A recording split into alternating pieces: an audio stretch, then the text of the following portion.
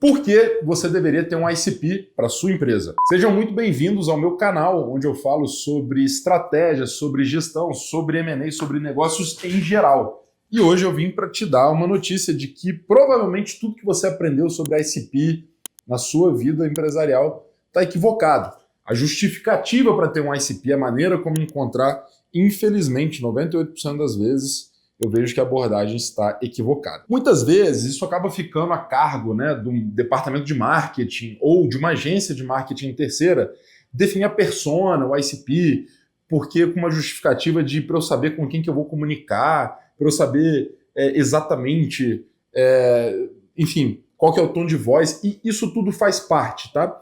Mas eu tenho algumas notícias diferentes. Primeiro eu quero explicar o porquê que faz sentido ter um ICP, tá? Como que a gente deveria tratar ele, e depois a gente volta nesse ponto sobre se deveria ser uma definição de marketing ou não. Sempre quando a gente olha de uma análise competitiva de um mercado, a gente tem dois grandes extremos, beleza? A gente tem uma extremidade de um cenário competitivo que a gente chama de commodity. Vou pedir para o pessoal da edição botar aí na tela para ir marcando, tá?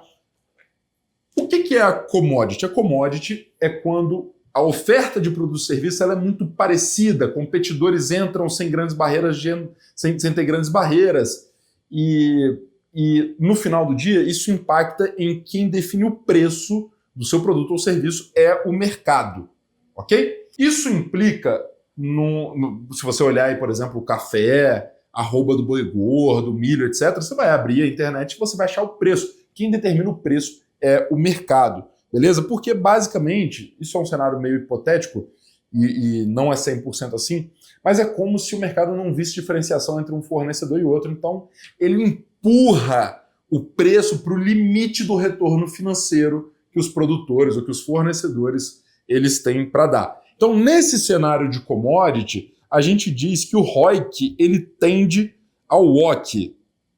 Tá? O ROIC tende ao WOC. O que quer dizer essa sopa de letrinha? O retorno financeiro do acionista tende ao custo do capital. É como se eu estivesse dizendo que não vale a pena empreender, assumir o risco. É melhor pegar meu dinheiro ao invés de empreender e colocar num banco e ser remunerado com um risco muito menor, uma renda fixa, por exemplo. Tá certo?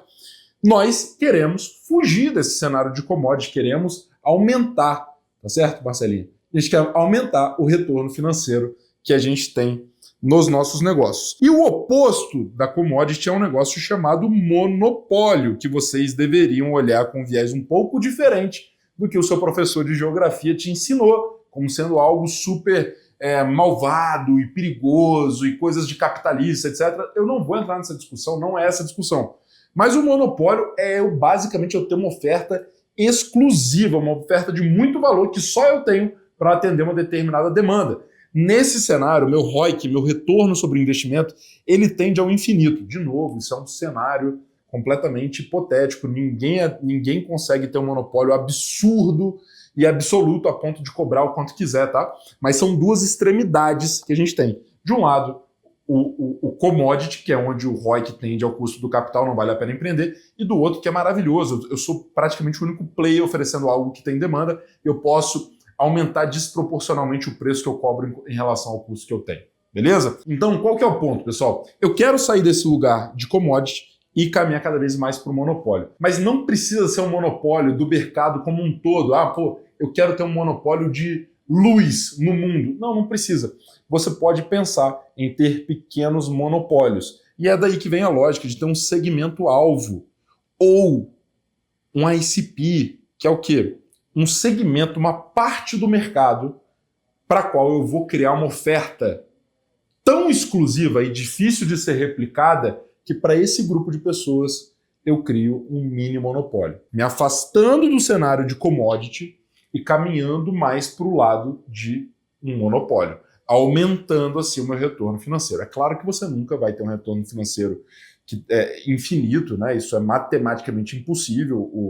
O denominador deveria tender a zero, não vou entrar nesse detalhe, mas o que importa é que é o seguinte: eu preciso diferenciar a minha oferta para um determinado segmento de maneira que eu tenha um certo nível de exclusividade nessa oferta e que o meu cliente tope pagar de maneira mais desproporcional à estrutura de custos que eu tenho. Então essa é a lógica. Pensar um ICP é entender um nicho de clientes que tem determinadas necessidades e que eu crie uma oferta de valor tão exclusiva que ele tope e dá um retorno financeiro muito superior ao meu custo do capital. Beleza? A decisão do ICP não é uma decisão de marketing. Ela é central, ela é o ponto de partida de qualquer estratégia de qualquer empresa. Um cliente, uma necessidade a serem atendidos. Aqui no canal tem um vídeo que eu falo exatamente sobre o que é uma estratégia competitiva. Corre lá, vou ver se a gente deixa um link aqui para você entender. Mas hoje o assunto é exatamente a ICP.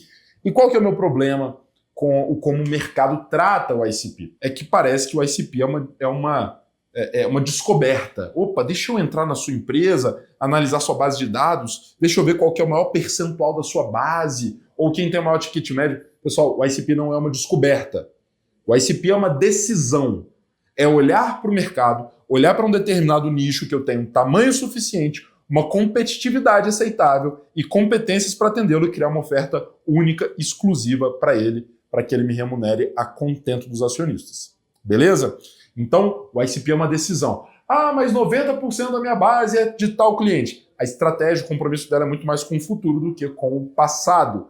Então, olhe para a sua base como fonte de inspiração, de aprendizado e de talvez de análise de competência interna. Olha, eu sei atender esse cliente. Agora, eu deveria continuar focando nesse cliente, ou eu deveria mirar mais para esse cliente, ou talvez eu entenda que esse cliente, apesar de representar muito a minha base, ele não me dá retorno financeiro. Eu deveria mudar o nicho ou o segmento-alvo, beleza?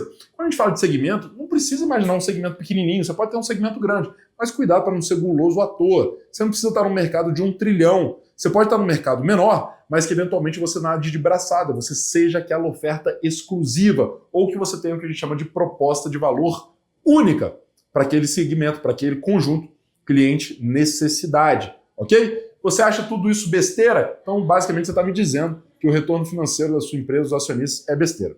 Porque ele parte de uma oferta exclusiva para um nicho de clientes. E depois a gente vai discutir como se estruturar, que é a tal da cadeia de valor sob medida, mas isso é papo para outro vídeo. Se você gostou desse vídeo, comenta, curte, compartilha, deixe suas dúvidas aqui embaixo, se inscreve no canal e me segue lá no Instagram também, @oRodrigoMiranda e a VPX, que é a minha empresa, @VPX Company. Obrigado pela sua audiência, até o próximo vídeo.